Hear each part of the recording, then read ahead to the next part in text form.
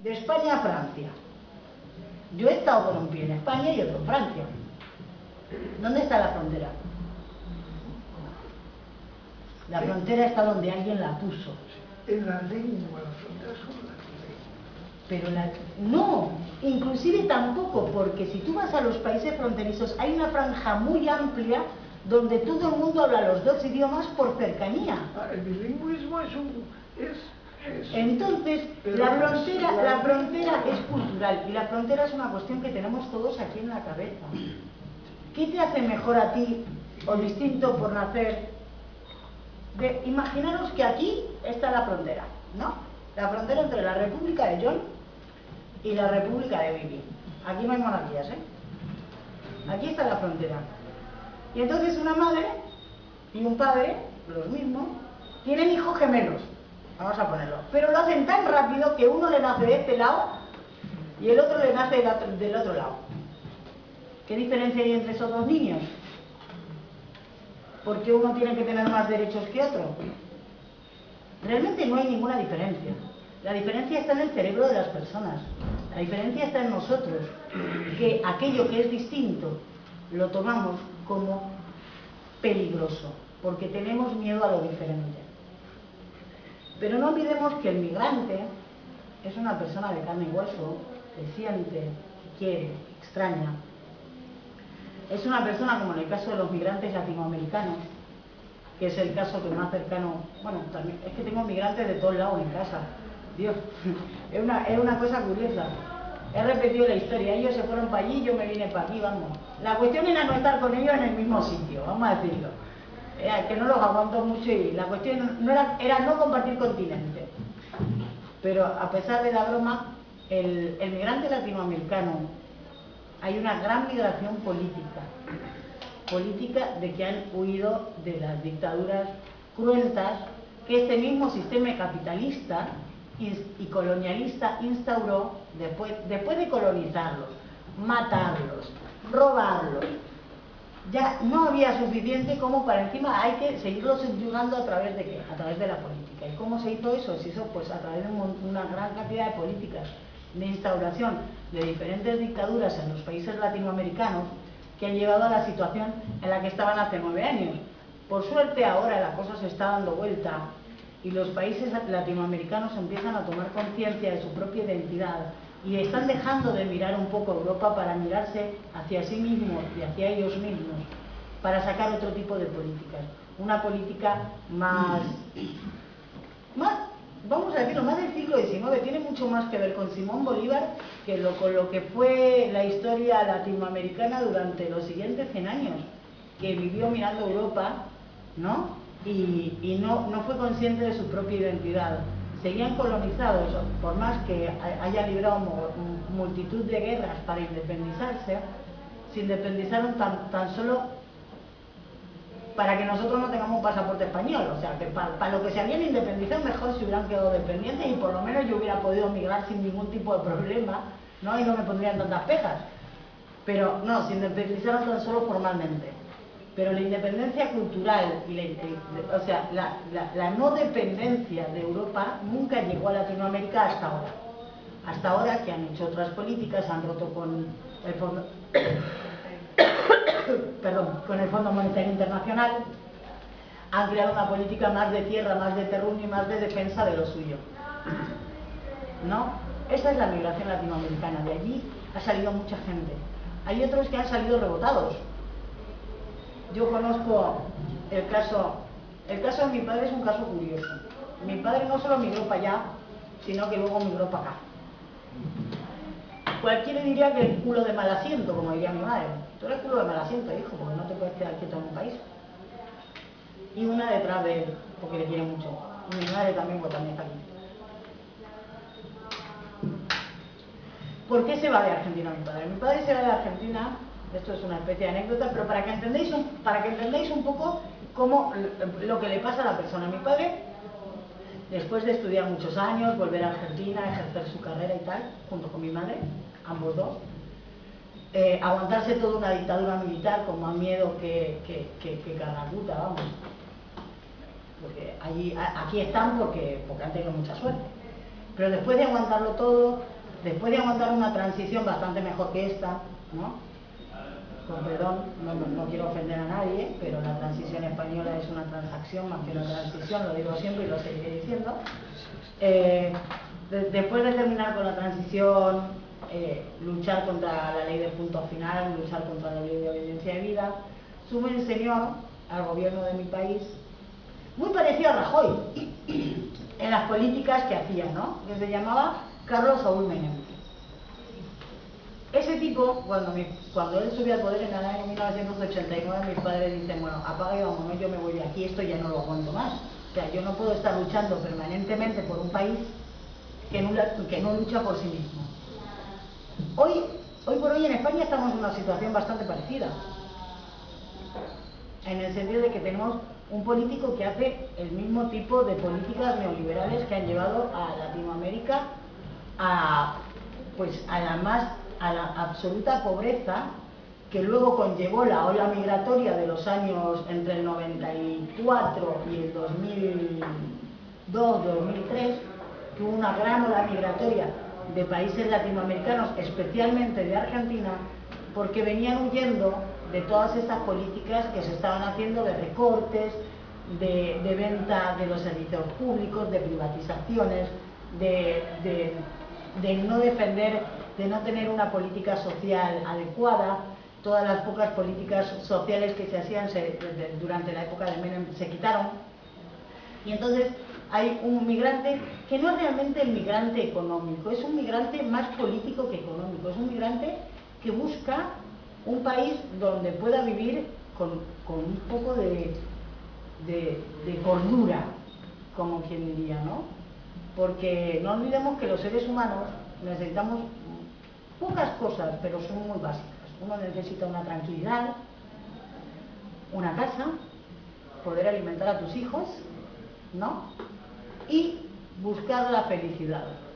Como dirían también los Lelutier, uno necesita realizarse. Realizar es trascender más allá de uno mismo, ¿no? Pero eso se puede conseguir con pocas cosas, pero no se puede conseguir cuando tienes una inestabilidad social constante que es muy arrastrada en el tiempo, ¿no? Y entonces es también un poco el fenómeno que ocurrió aquí en España entre los años 40 y los años 50.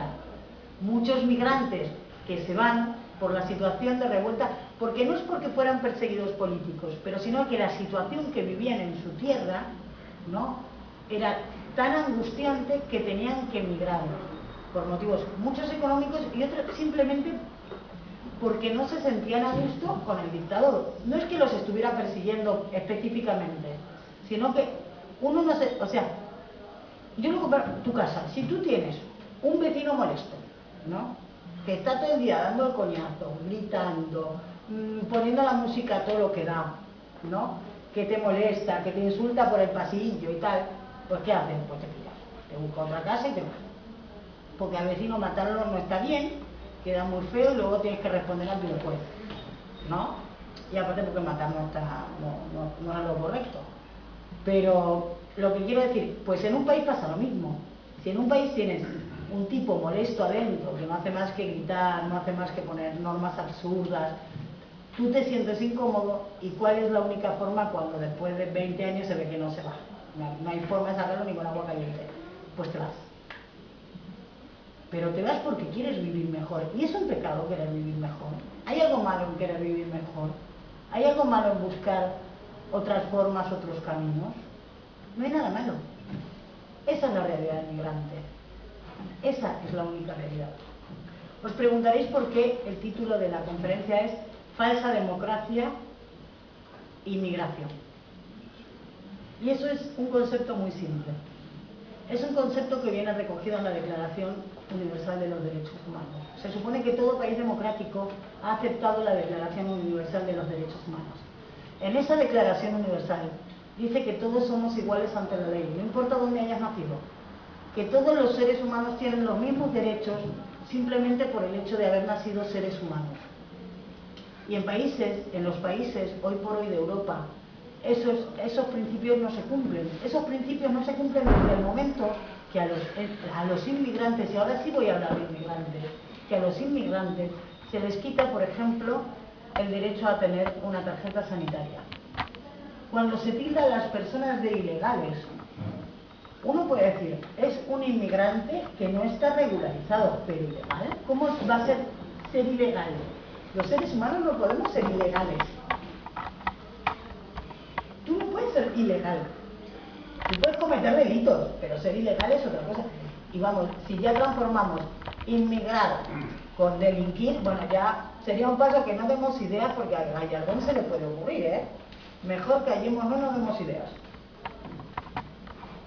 El poner permanentemente trabas al inmigrante para que pueda regularizar su situación también corresponde a ser una falsa democracia, porque en democracia todos somos iguales, todos tenemos los mismos derechos, todas las personas que vivan en este país tienen los mismos derechos. Y alguno me dirá, es que hay que regularizar de alguna manera el flujo de inmigrantes, ¿no? Y emigrantes.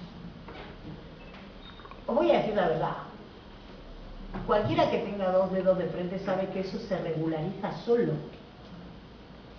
Eso lo regulariza la propia economía.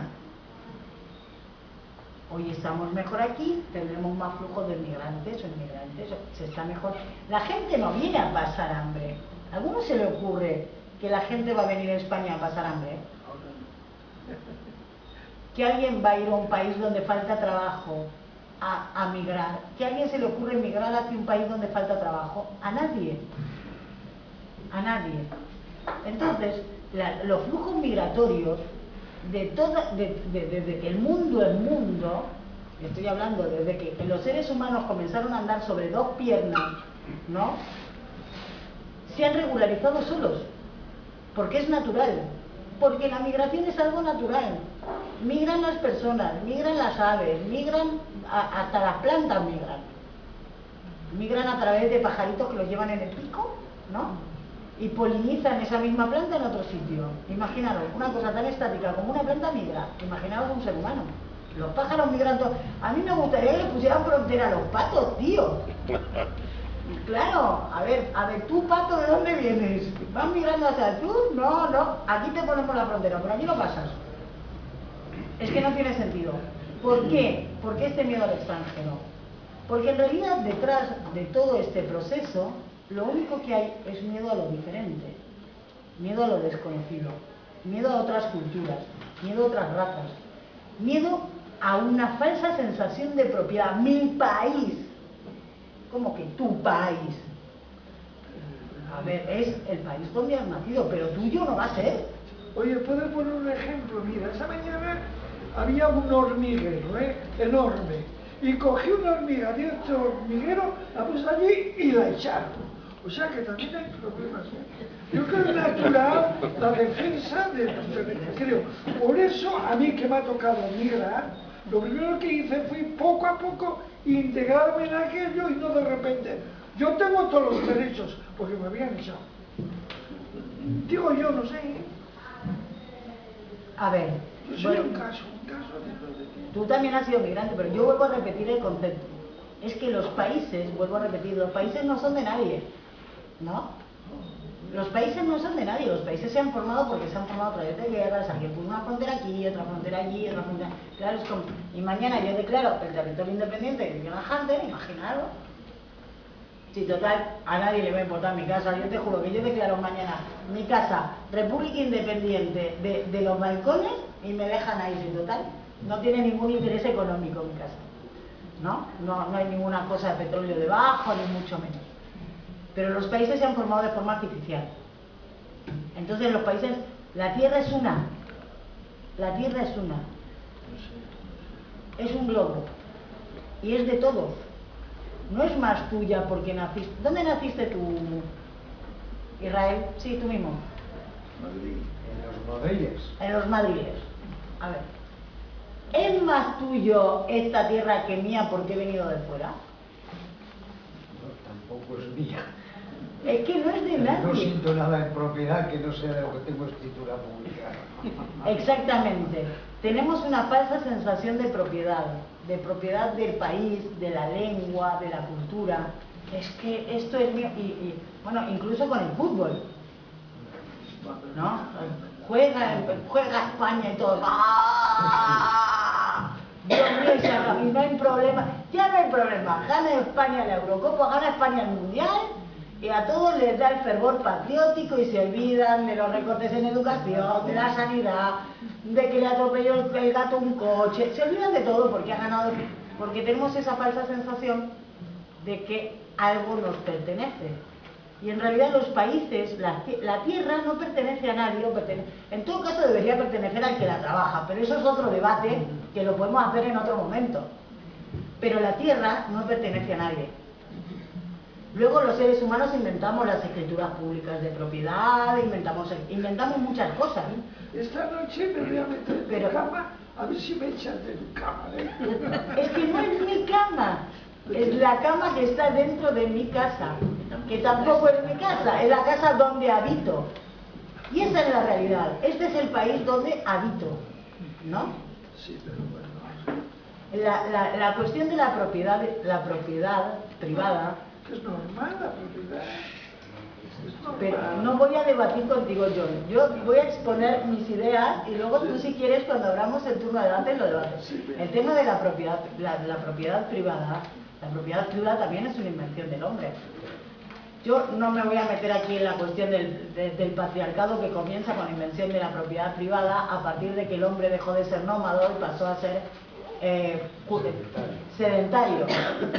Ese es el comienzo de la propiedad privada. A partir de ahí comenzó el patriarcado, comenzó el comienzan los albores de la propiedad privada, las guerras y el matar al hombre por el hombre simplemente por un cacho de terruño. O sea, es el tema de la propiedad privada a veces nos lo tendríamos que plantear mucho. Pero tú estás en usufructo de este país, lo estás usando, ¿no? Mientras vivas, o mientras vivas aquí. Pero el día que te vayas a otro país, usufructuarás otro país mientras vivas allí. Y tenemos que empezar a pensar en ese sentido, ¿no? Yo vivo aquí en España, hoy por hoy, ¿no? Bueno, desde hace 20 años. Y yo siento esta tierra como mía, pero no como mía en el sentido de propiedad, sino la tierra que me acoge, la tierra que me da vida, la tierra que me da comida, en donde viven mis amigos, donde vive mi familia, ¿no? Y yo la defiendo ante los ataques externos o internos con uñas y dientes. Pero no es que esté defendiendo la tierra, en realidad lo que estoy defendiendo es a los seres humanos que viven en esa tierra. Y eso es lo que os quería decir. Pensemos, antes de hablar del tema de migración, que el migrante no es nada más y nada menos que un ser humano que tiene necesidades, ¿no? Es muy complicado llegar a un país en el que te ponen trabas para todo. A mí hace pocos meses me quitaron la tarjeta de la Seguridad Social. Y no era ilegal, o sea, yo estoy regularizada, yo no soy ilegal, nunca nadie es ilegal, no, pero yo no estoy en una situación irregular, yo estoy en una situación totalmente regular y un día se le ocurrió a los consejeros que todas las tarjetas de los extranjeros iban todas a tomar por culo y que ya luego lo arreglaran. 3 meses para arreglar el tema de poder ir al médico. ¿Os parece normal? Yo no estaba incumpliendo ningún precepto legal, simplemente porque se me retiró esa tarjeta. Por el hecho muy simple, porque yo no tengo un DNI, sino tengo un NIE que es un número de identificación de extranjero. Ya hasta el nombre feo, ¿no? Porque el otro es un documento nacional de identidad, que suena, bueno, mi identidad, y el otro no es un documento de identidad extranjera, no, es un número de identificación, que suena a, levante usted las manos que le vamos a cachear. Es que ya empezamos, bueno, ya el hecho de ir. Yo tengo una teoría un poco especial, os la voy a contar, porque yo no soy muy seria para las conferencias, yo hablo más bien desde el corazón. Yo tengo la teoría de que los funcionarios que trabajan en inmigración les hacen un exhaustivo control. Lo primero que le preguntan, ¿es usted xenófobo? Si el tipo contesta que sí, tiene el puesto asegurado. He visto cosas en Alicante que os darían vergüenza ajena. En Alicante, el sitio donde tú te vas a hacer el famoso NIE, la tarjetita esta de inmigrante, es una comisaría de policía que los baños no están abiertos al público. Y entonces tú estás ahí una media de 8 horas, ¿no? Entre que haces la cola, te atienden y tal, pues te puedes comer 6 horas o 8 horas. Cuando ya has logrado entrar a ese sitio, después de llegar a las 3 de la mañana, empezar una cola terrible para que a las 9 cuando abran, te den el número, ya llevas 6 horas a todo esto, llevas las 3 o las 9. Entras dentro, pasan 2 horas más, te están meando, y entonces le dices al señor policía que está a la puerta, con mucha educación, porque lo que tiene que tener una cosa que aprende un migrante es que tiene que ir, vamos, muy educado a todos los sitios. Entonces le dices con mucha educación, señora agente, perdone la molestia, es que necesito ir al aseo. ¿Dónde está el aseo más próximo? Un bar que está ahí a 3 calles para arriba, una cuesta que hay para arriba, horrorosa. 3 calles ahí para arriba, ¿no? Entonces tú dices, vale, vale. No salga usted, me tienen que dejar el número. El numerito ese que ha tardado 6 horas en conseguirlo. Entonces, le dices, y le dejo también el pasaporte así cuando regrese me lo... No. Ahora tienes que sacar uno nuevo. Pero si lo único que quieres es ir a mear, ¿no? Y si no, deme usted una botellita, vamos. No, es que ya os conocemos a vosotros. Vosotros salís ahora y vendéis el numerito. Eso, os lo prometo, que me caiga aquí redonda, que eso lo he visto yo con mis propios ojos. He visto gente que llega allí y te la deja, no dejan pasar a nadie que no sea el propio interesado. Minusválidos que no dejan que su acompañante, que le ayuda a hacer el trámite, pueda entrar en el recinto. Así te tratan. Cuando no a palos, cuando no, eso es lo mejor. Cuando se van a hacer las redadas a la cola de los inmigrantes que están esperando para hacer la regularización. Así de veces ha pasado.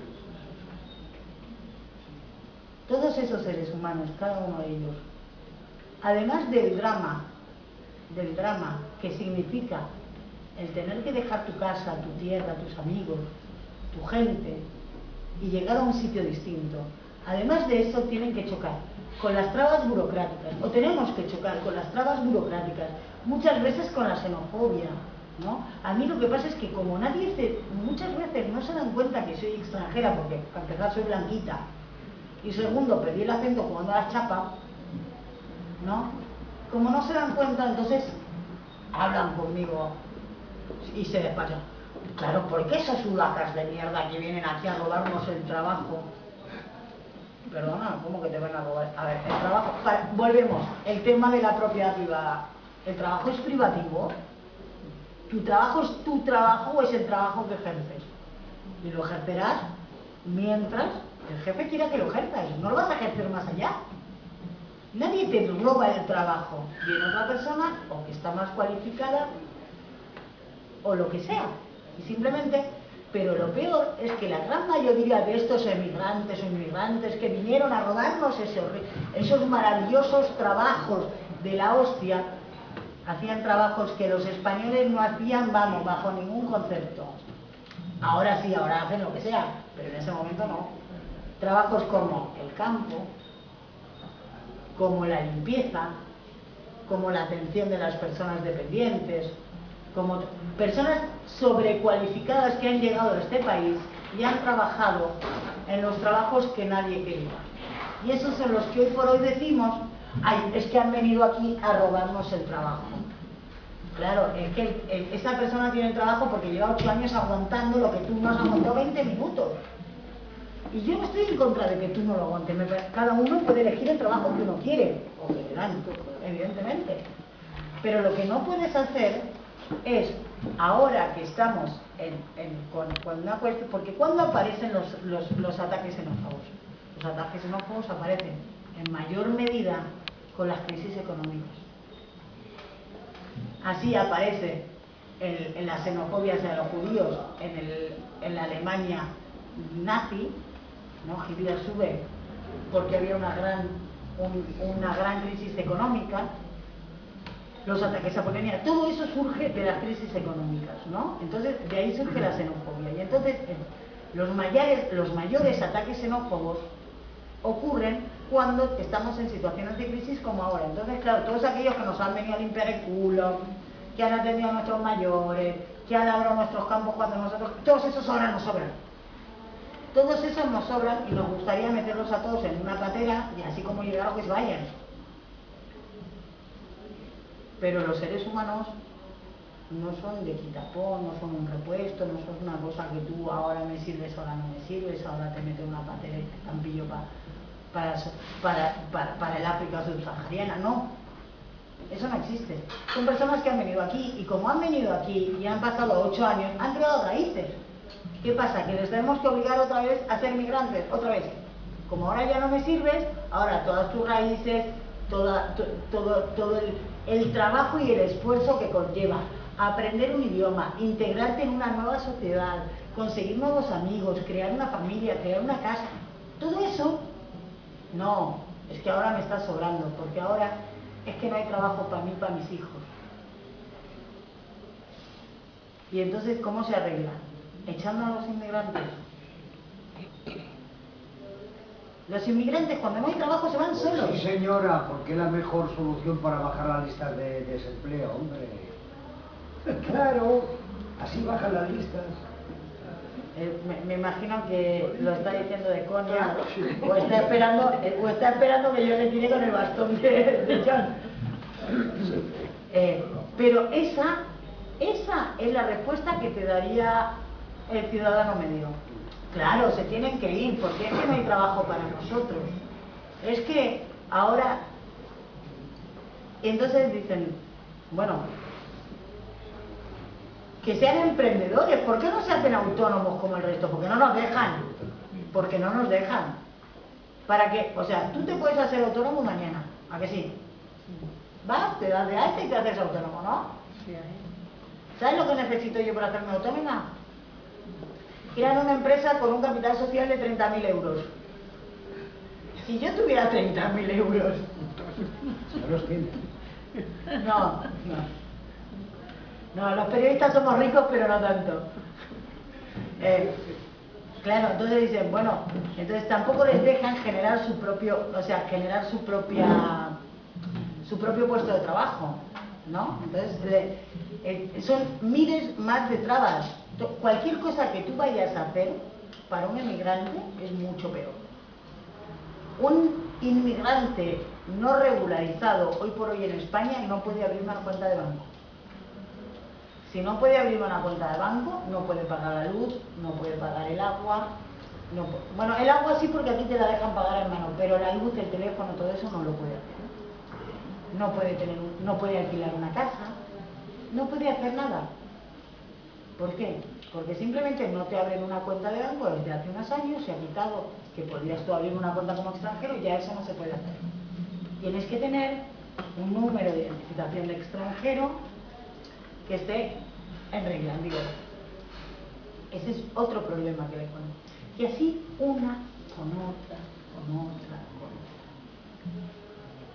Pero lo peor es que esa xenofobia pasa también a los hijos de estos inmigrantes. Todos tenéis la falsa idea de que un niño nacido en España es español. ¿A que todos creéis eso? Pues no. Equivocados, señoras y señores. Un niño solo es español si uno de sus progenitores es español o si en el país de nacimiento de sus progenitores le rechazan porque ese país se atenga a la ley de suelo y no a la ley de sangre. España se rige por la ley de sangre. Eso quiere decir que todo hijo del español es español de nacimiento. En los países latinoamericanos, bueno, también en Australia, en Nueva Zelanda y tal, la gente es de donde nace. O sea, tú adquieres la nacionalidad por nacimiento. Nadie puede ser argentino si no ha nacido sobre suelo y bajo cielo argentino. porque si no, claro, no existirían argentinos, evidentemente, claro, porque si se cogieran a la ley de sangre, como a los que eran de allí, se los cargaron a todos, pues ya no quedarían de los de aquí, y serían todos de los de aquí. Entonces, serían todos gallegos, todos. Bueno, italianos también, unos cuantos, te digo. Vamos, tanos y gallegos, pero para parar un tren. Y entonces, ¿qué pasa? ¿Qué pasa con esos niños que nacen en España, pero que sus padres son extranjeros? Pues pasa que durante un año son algo que se llama apátrida. Quiere decir que no tienen nacionalidad. Son niños que tienen una partida de nacimiento, como que han nacido en Toledo, en Madrid, en Zamora, donde sea, pero no tienen nacionalidad, que es otra cosa que está recogida